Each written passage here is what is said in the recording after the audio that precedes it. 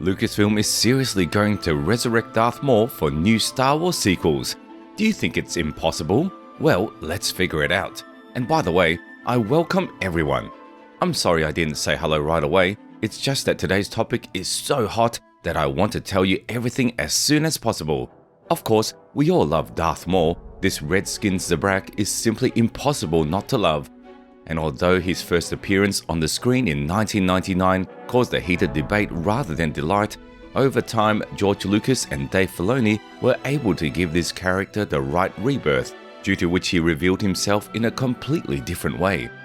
But did you know that initially Lucas saw Darth Maul as the main character of his sequels? This idea settled in his head at the very beginning of the 2000s. Unfortunately, Lucasfilm made a hasty, erroneous decision and ended such a colourful character in the first episode because George was afraid that the audience might not like the Zabrak. But later, he changed his mind. It is known that even before the release of the Clone Wars and the return of Maul, Lucas was already sketching his own sequels on Star Wars in which the main role would be played by the Maul himself and Darth Talon. The first appearance of this duo was planned as part of the computer game Darth Maul, which took over the name of its hero. The events of the game were supposed to show the rebirth of Maul after many years, and with it his desire to become the only Lord of the Sith. By that time, new Sith should have already appeared, and they were challenged by Maul and Talon.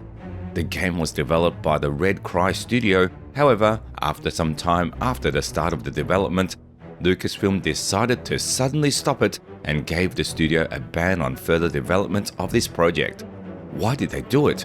It's not entirely clear, but I dare say that George Lucas decided to show the revival of Darth Maul differently than in the game. That's how he came back in the Clone Wars. But the idea of sequels with the participant of him and Talon did not go away from his head. He continued to work on them until he sold the company to Disney. Actually, here we come to the topic of today's video. It is important for us to understand two things.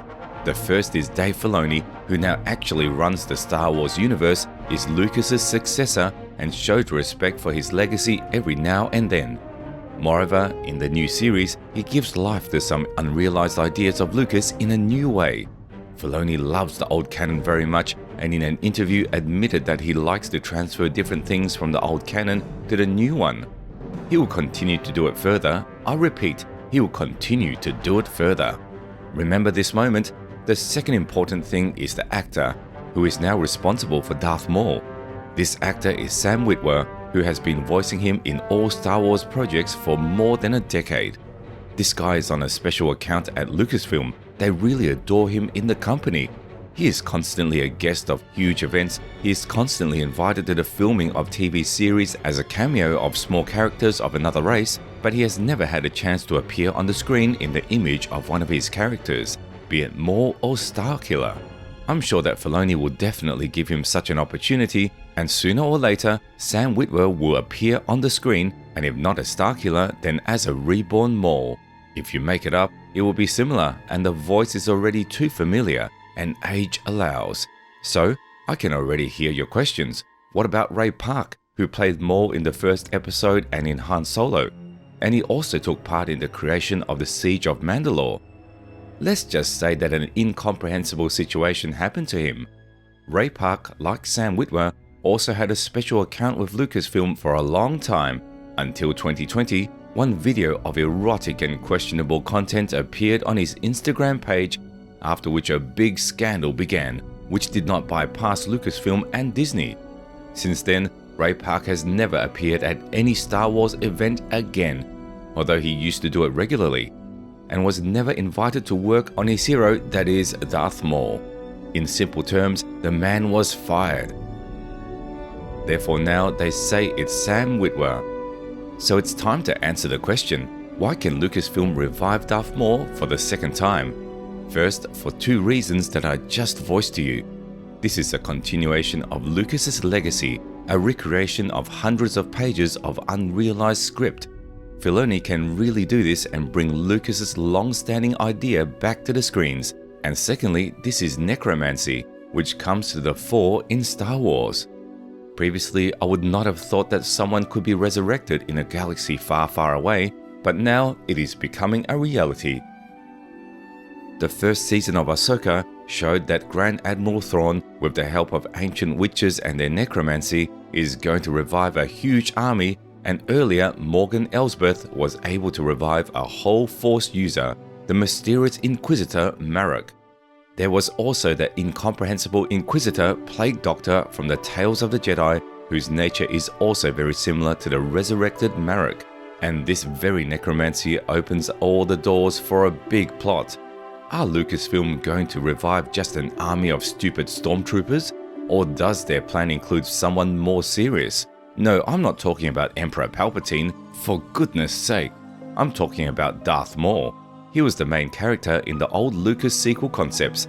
He's one of Dave Filoni's favorite characters. Sam Witwer, who voices him, is a favorite of Lucasfilm, and the huge army of fans of the red-skinned Zabrak is also a significant factor. And at the time, we get necromancy. He's probably buried somewhere on Tatooine right now, and if Grand Admiral Thrawn is serious about putting an end to the Jedi, he's going to need someone capable of dealing with this threat once and for all.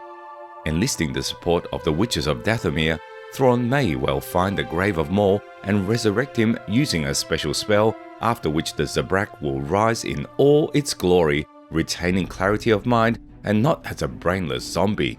So much for the contribution of Lucas's legacy. Just imagine how happy the old man will be when this happens. I don't know about you, but personally, it always seems to me that Maul's death from Obi-Wan's sword on Tatooine was also a hasty decision, a mistake. Despite all the touching drama of the moment, necromancy can also give us another opportunity to see more, but already in the second season of Ahsoka. In addition, Grand Admiral Thrawn in both book trilogies, both in the old and in the new one, always entered into discussions with one of the users of the dark side. In the old trilogy, his eternal rival in disputes was a sick clone of the old man Joruus C'baoth, who became a dark Jedi who always yelled that the Empire belonged only to him and showed how powerful he was every time. In the new trilogy, Thrawn's rival in disputes was Darth Vader himself, who, although he was not crazy, also showed impatience and preferred force at the ready to prudence and tactics. You know, this is a standard scenario model of confrontation between the smart and the strong. One of them is such a competent tactician, but he does not shine with strength. The second is a bully with muscles and unique skills, but stupid.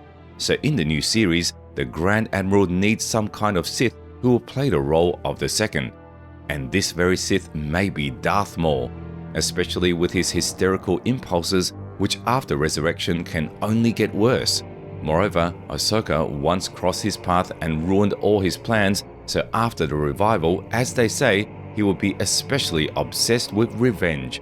Or, on the contrary, we will be shown a sharp change in the rejection, maybe even a transition to the light side. But that's it, thinking out loud. In addition, the second character claiming to be reborn is Asajj Ventress. She also left the world of the living somehow hastily. The death of Dooku's student of Dathomir origin was supposed to be shown to us in the 7th season of the Clone Wars, but this arc was cut out and its entire plot was transferred to the book The Disciple of Darkness, which 99% of the audience did not read, so they can revive her as a kind of replacement for the fallen Morgan Elsbeth. As for me, it's also a good option, something like that. The film should treat necromancy carefully and not abuse it once again, reviving characters right and left, but once someone significant is possibly acceptable. That's all I wanted to say. Write in the comments what you think. Subscribe to the channel and continue to follow the release of new videos because we try to please you as often as possible. Thank you all so much for watching. See you soon.